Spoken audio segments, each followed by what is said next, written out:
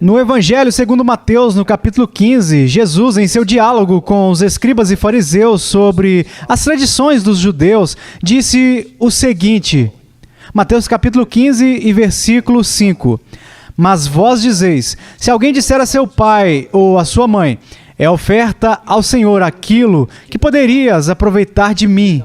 Esse jamais honrará seu pai ou a sua mãe.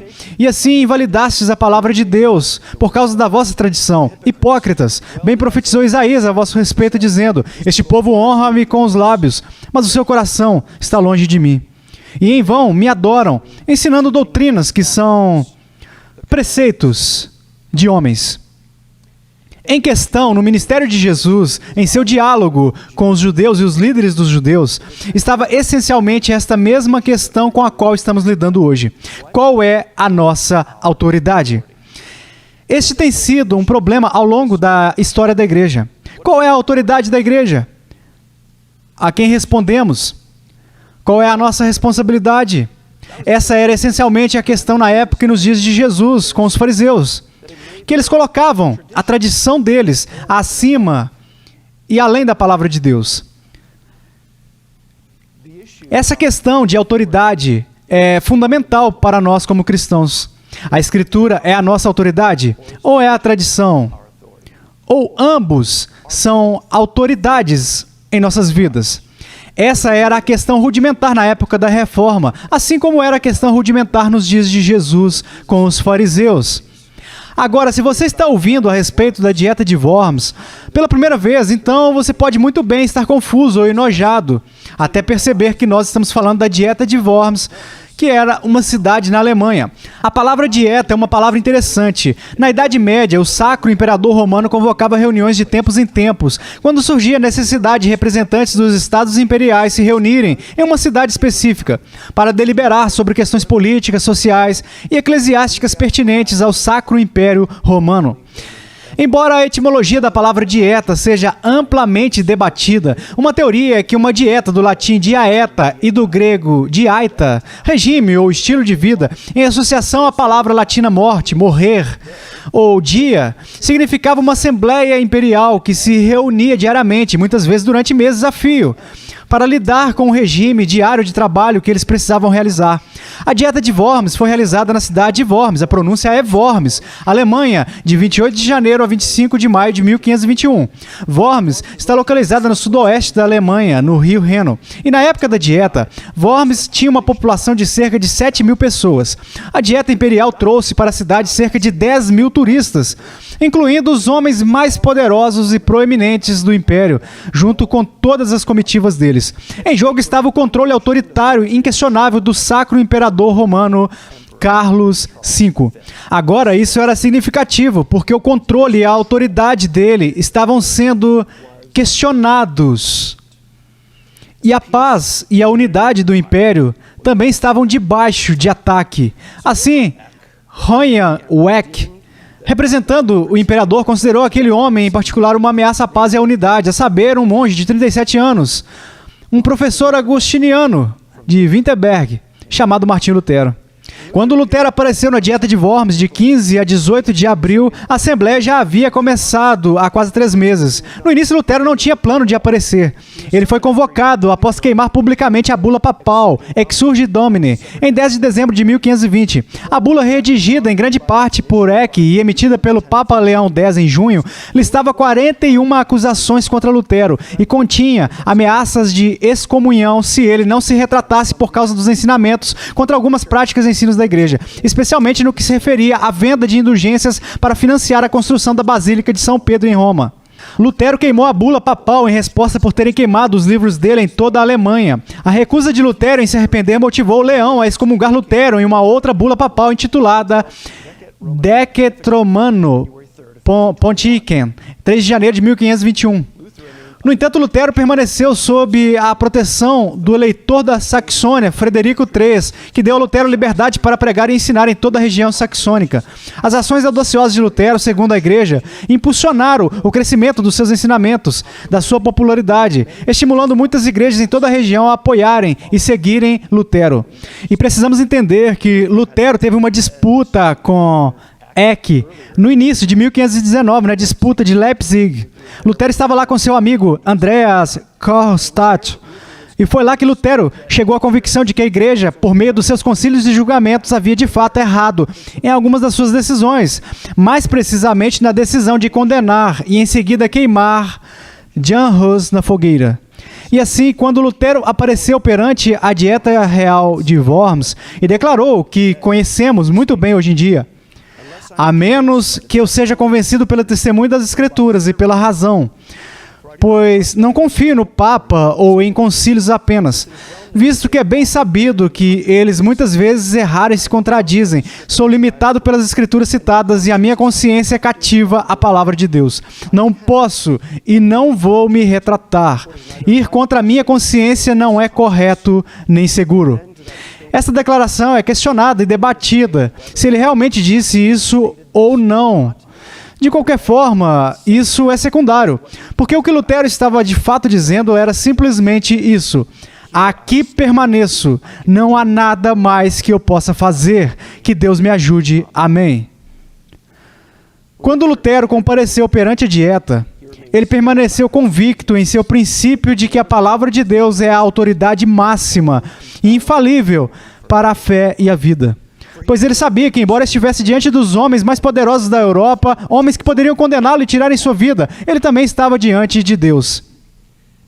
E a preocupação de Lutero era honrar a Deus e permanecer firme na palavra de Deus, porque ele sabia que é a palavra e o Evangelho de Deus que possui o poder para salvar.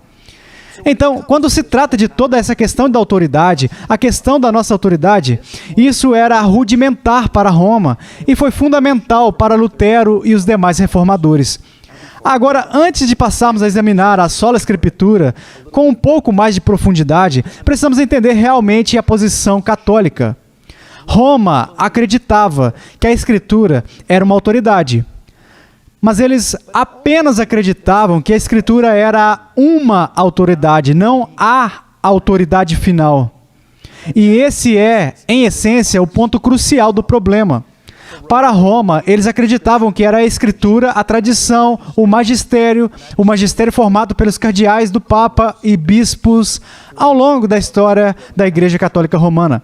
E o Papa sendo o supremo pontífice, sendo o vigário de Cristo, como o chamavam e ainda o chamam, e também como sucessor do apóstolo Pedro.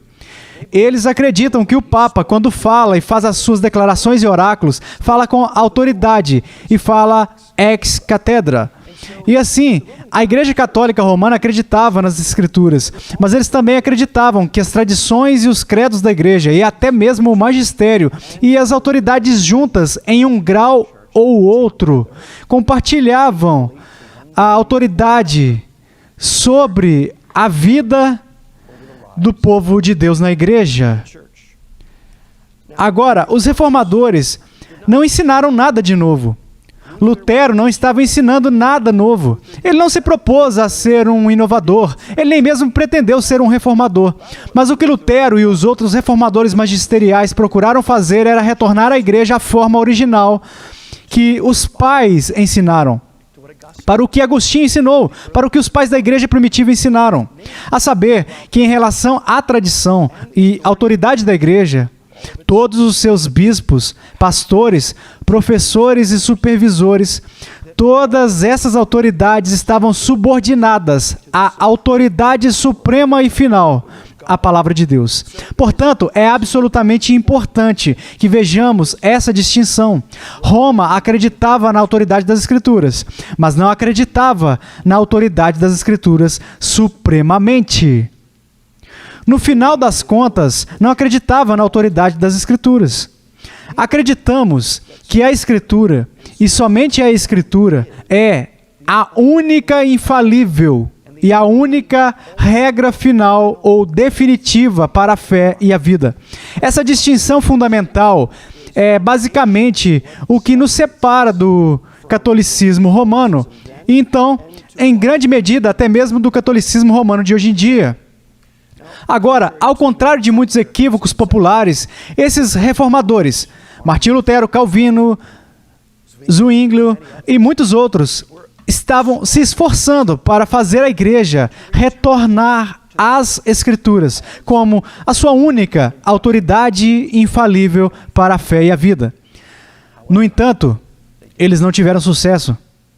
Mas essa era a intenção deles. E eles provavelmente acreditavam em algum nível que alguns dentro da Igreja Católica Romana enxergariam e entenderiam isso.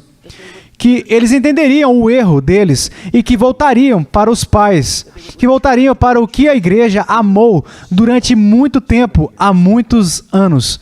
Eles, junto com os humanistas da época, acreditavam que a igreja precisava voltar às fontes. Ad fontes foi um dos gritos de guerra dos humanistas e, portanto, dos reformadores. Foi um grito para voltar às origens.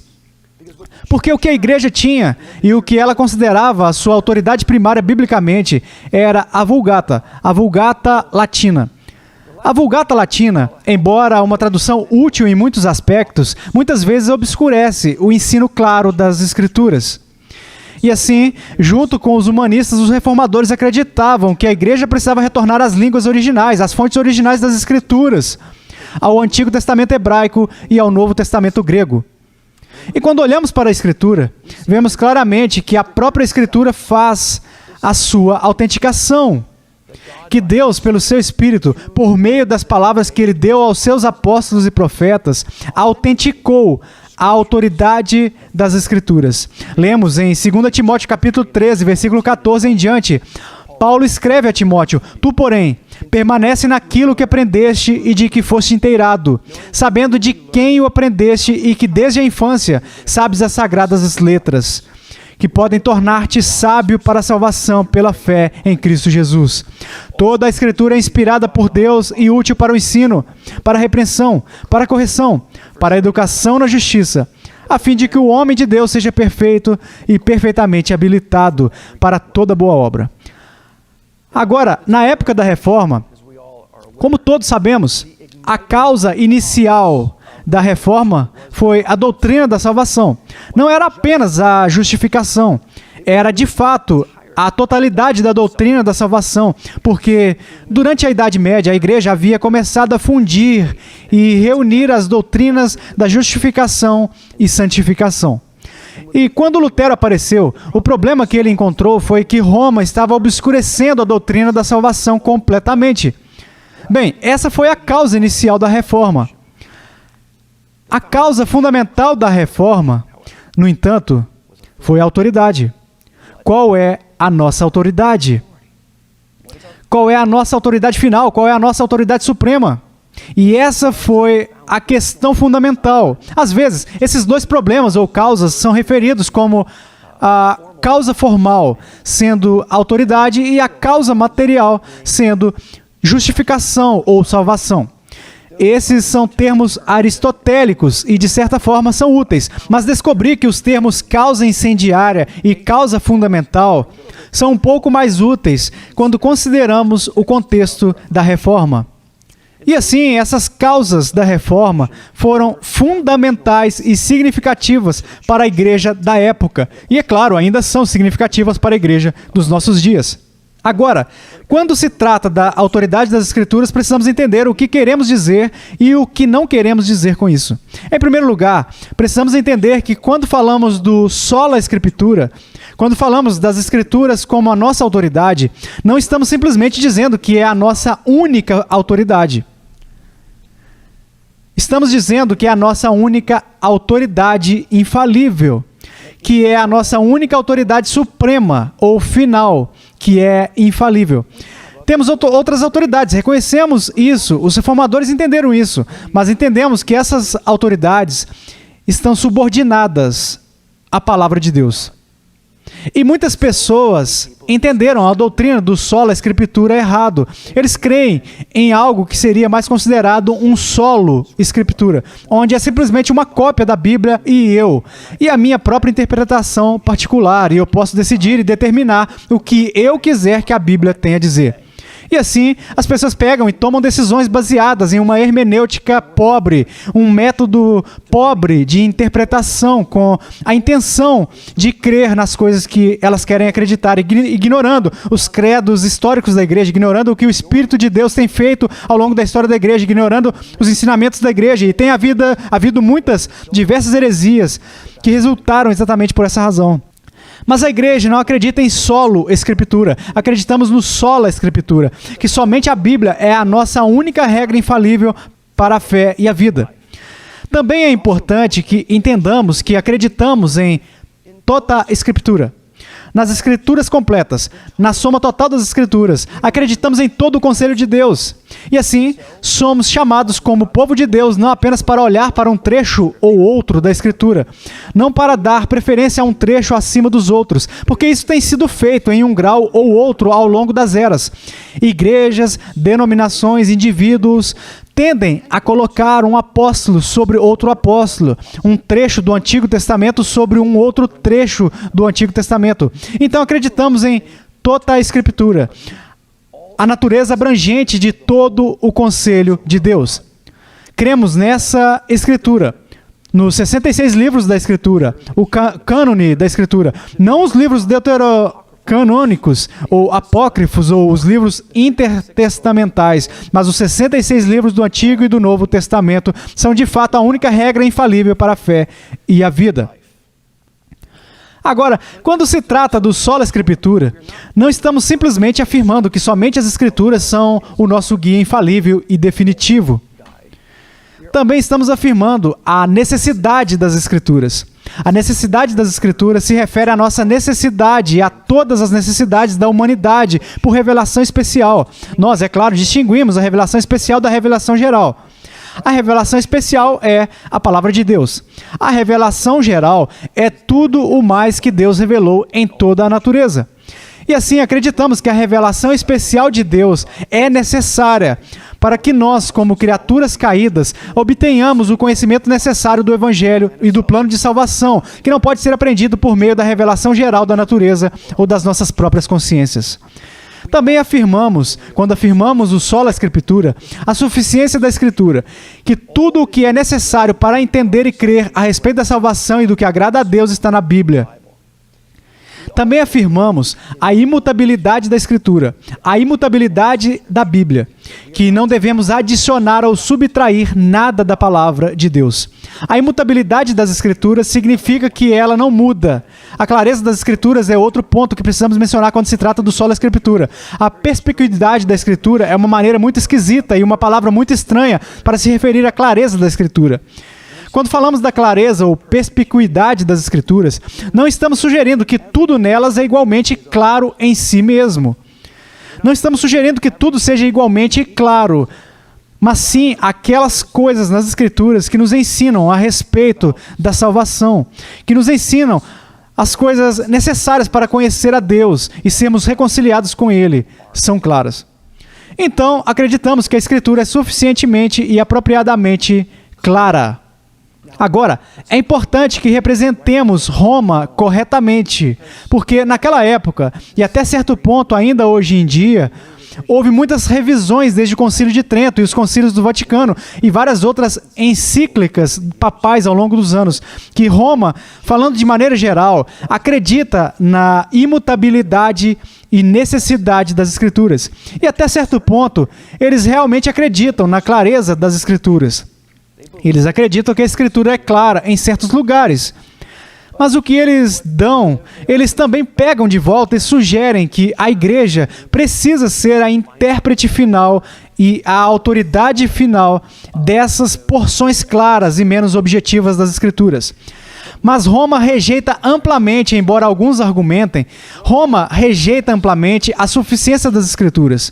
E mesmo, como eu disse em algum grau, a perspicuidade das Escrituras.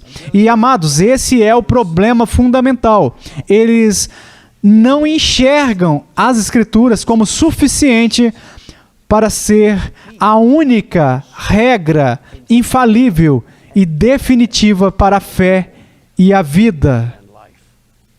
Então, na época da Reforma, parecia necessário adicionar um qualificador a todo esse negócio de fé, Escritura, graça, Cristo e até mesmo a glória de Deus. E essa pequena palavra qualificatória é a palavra sola. Porque o que os reformadores estavam se esforçando para fazer, e posteriormente eles se dedicaram, foi para ajudar as pessoas a entenderem somente as Escrituras. Não a Escritura e a tradição, não a Escritura e o magistério, não a Escritura e o resto da igreja, ou mesmo os credos, mas somente a Escritura é o árbitro final da nossa autoridade. Portanto, considerei vários pontos que acredito que devem nos ajudar em nosso empenho para compreender e aplicar o sola Escritura e compreender a nossa autoridade em nossas vidas como igreja hoje em dia. O primeiro ponto é que o sola Escritura deve nos tornar mais alicerçados, mais corajosos e mais firmes ao permanecermos focados somente na palavra de Deus. Também deve nos tornar mais amáveis em nossa interação com os outros crentes, sabendo que às vezes teremos interpretações ligeiramente diferentes, que de acordo com a nossa teologia e a nossa hermenêutica, às vezes chegaremos a entendimentos diferentes. Mas sempre compartilhamos o essencial da nossa fé. Sempre acreditamos no essencial da nossa fé e assim podemos ter alguma comunhão. Podemos ter alguma cooperação e comunhão. É por isso que até hoje em dia, batistas, presbiterianos, holandeses reformados, luteranos e episcopais podem às vezes se darem bem, porque embora eles difiram em determinadas interpretações, todos nós respeitamos uns aos outros, desde que estejamos confessando nossa fé de acordo com as nossas afiliações denominacionais e os documentos. Não apenas elogiando as nossas confissões da boca para fora, mas realmente acreditando nelas. Sendo assim, podemos ter alguma comunhão, porque cremos juntos que a palavra de Deus e somente a palavra de Deus é a nossa autoridade final. Embora possa haver algumas diferenças de interpretação.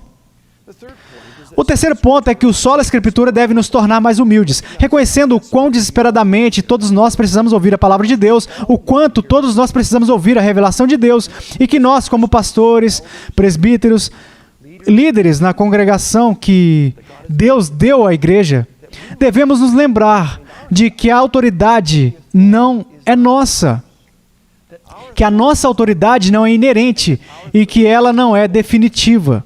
Não podemos dominar aqueles que nos são confiados. Eles são o rebanho de Deus.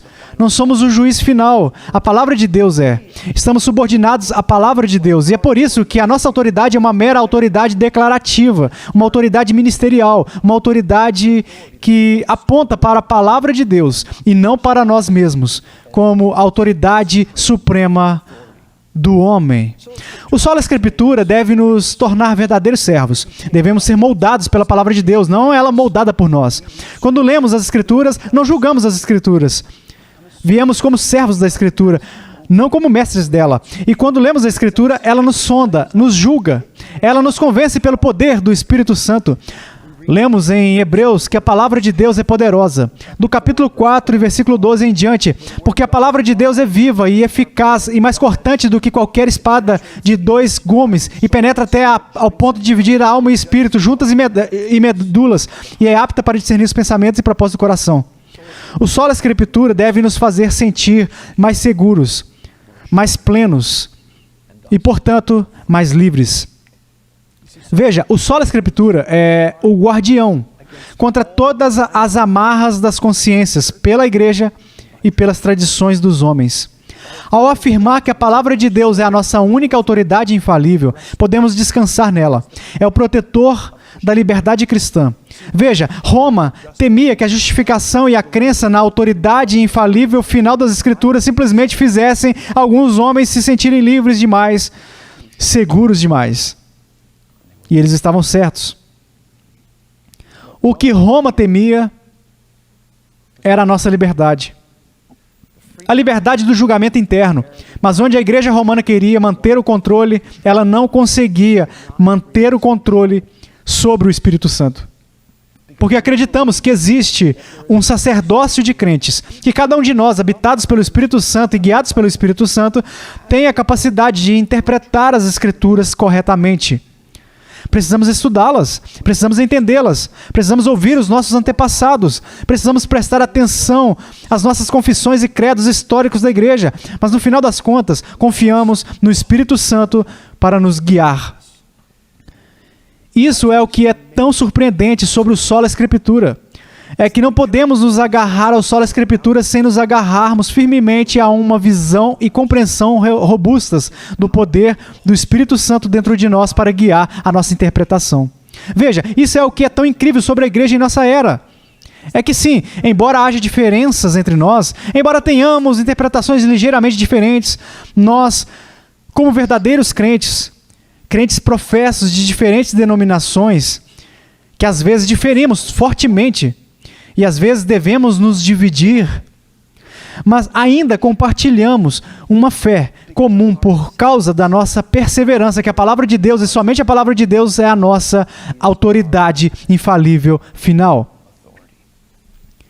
Se de fato Lutero disse, aqui permaneço, sabemos que ele não estava simplesmente se estribando sobre os seus próprios pés, mas que de fato estava se estribando na autoridade da palavra de Deus e, portanto, na autoridade do próprio Deus.